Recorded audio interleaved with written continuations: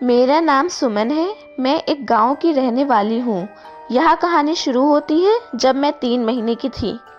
मेरे पिता बहुत अमीर थे, लेकिन माँ एक गरीब घर से थी। मैं अपनी माँ की गोद में ही थी। तभी मेरे पिता ने दूसरी शादी कर ली थी, क्योंकि उनके पास बहुत पैसा था। इसलिए उन्होंने मेरी माँ के मुंह पर नोटों की गड्डी फेंककर मार दी थी और उन्हें घर से निकाल दिया था। इसके अलावा मेरा एक बड़ा भाई भी था, जो 7 साल का था। मेरी माँ मुझे गोद में लिए हुए मेरे भाई के साथ मंदिर में जाकर बैठ गई थी। वो जोर जोर से रोने लगी थी, क्योंकि हमारा कोई सहारा नहीं था। मेरी माँ रोते रोते मर गई, क्योंकि मेरे पिता की ऐसी हरकत से मेरी माँ का तो दिल ही टूट गया था। मेरे भाई ने मुझे अपनी गोद में ले लिया और फिर हमारी माँ का अंतिम संस्कार हुआ। इतनी छोटी सी उम्र में हम दोनों भाई बहनों का कोई सहारा नहीं था। मेरे भाई ने हाथ जोड़ जोड़कर किसी तरह काम ढूंढ लिया था। उसने खेती करनी शुरू कर दी थी। वो अपना काम करता और मुझे पालता भी।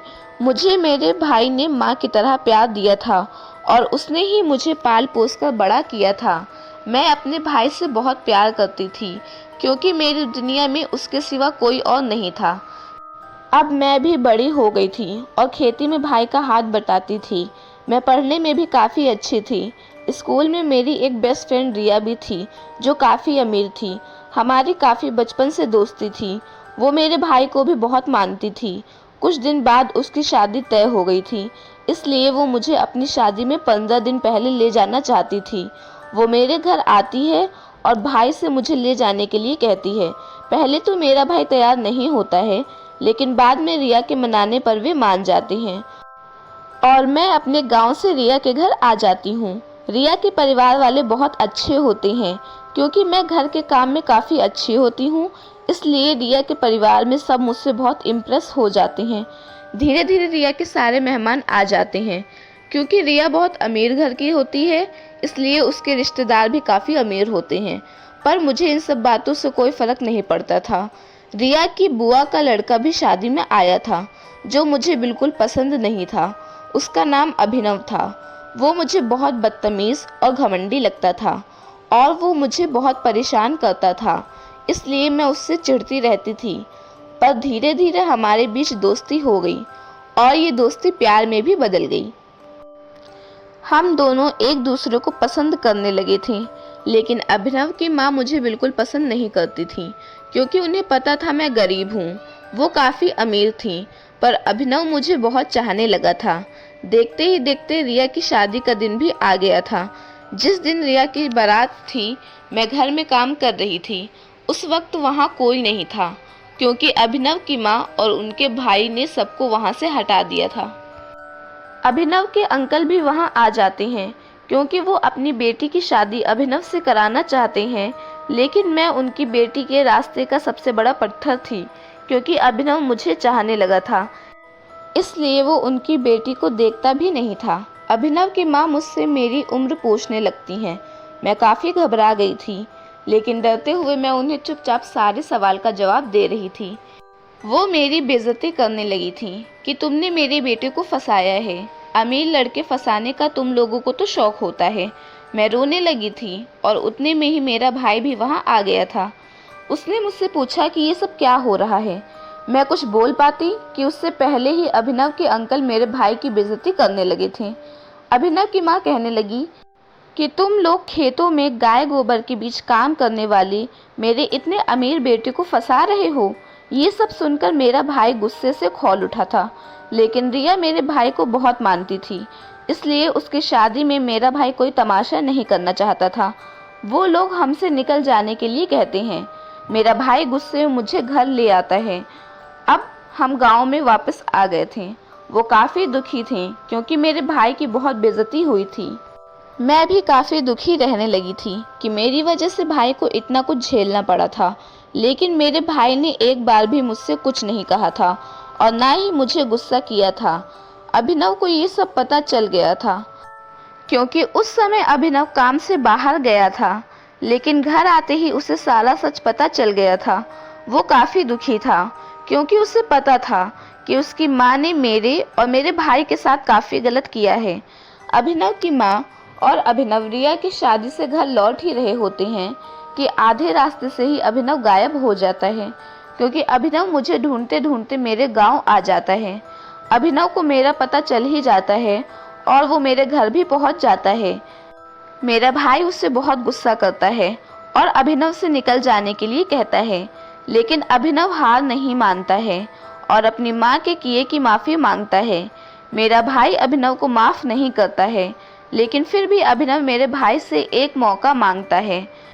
मेरे गांव में भाई के साथ एक और अंकल थे जिनके खेत में मेरा भाई काम करता था।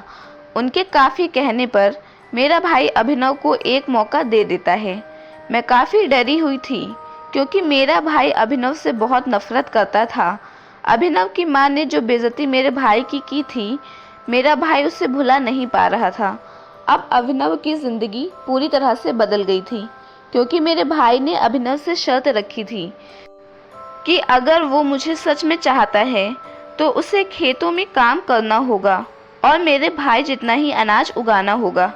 गाय का गोबर साफ करना होगा, धान काटना होगा, और अगर वो ये सारे काम नहीं कर पाता है तो वो चुपचाप मेरी ज़िंदगी से चला जाएगा।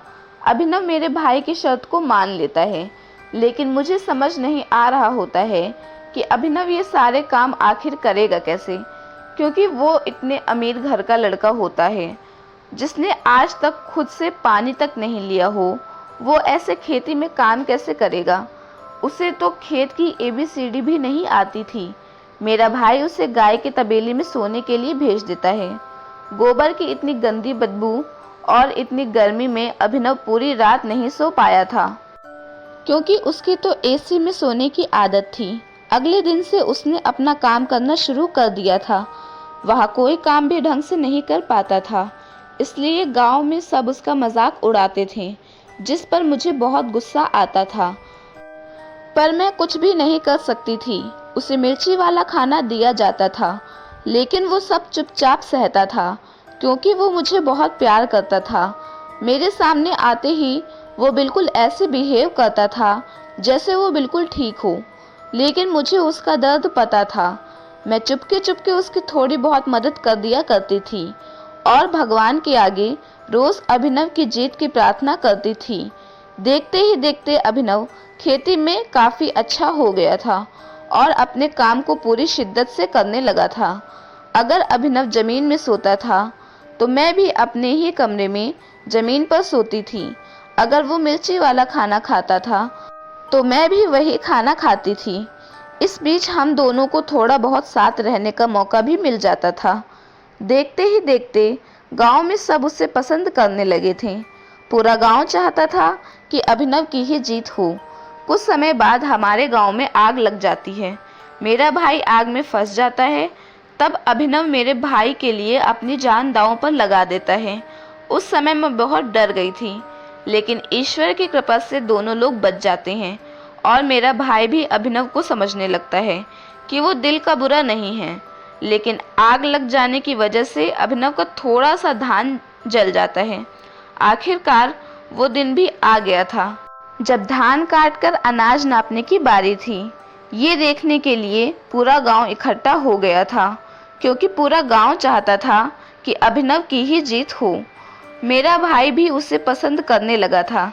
जिस दिन धान काटना था, मेरे भाई ने सुबह सुबह देखा कि अभिनव का अनाज कुछ कम है, इसलिए मेरे भाई ने अपने अनाज में से थोड़ा अनाज अभिनव के अनाज में डाल दिया था। अभिनव ने मेरे और मेरे भाई के दिल को जीत लिया था। अनाज निकलने पर अभिनव की ही जीत हुई थी और इस प्रकार अभिनव ने अपना प्यार अपनी मेहनत से पा लिया था। इस बीच अभिनव की माँ भी वहाँ आ गई थी।